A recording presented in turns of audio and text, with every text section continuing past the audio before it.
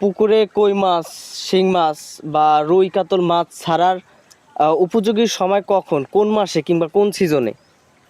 কই মাছ, শিং মাছ ছাড়ার উপযোগী পহেলা ফাল্গুনে ছাড়লে, ফাল্গুনে ছাড়লে সবচেয়ে ভালো হয়। ফাল্গুনের 15টাতে ফাল্গুনের শেষে শেষ শেষ শেষ পাওয়া যায়, যেমন কি পয়লা ফাল্গুন পাওয়া যায় না, 15তে ফাল্গুনে বা ফাল্গুনের শেষ, এরকম ওইটাই মানে উপযুক্ত বেশি ফাল্গুন মাসে। ফাল্গুন, চৈত, এবং বৈশাখ। এবং বৈশাখ সবচেয়ে বৈশাখ, মানে বৈশাখ মাস পর্যন্ত, মানে বৈশাখ মাসের শেষ পর্যন্ত ছাড়ার একটা উপযোগিতা থাকে।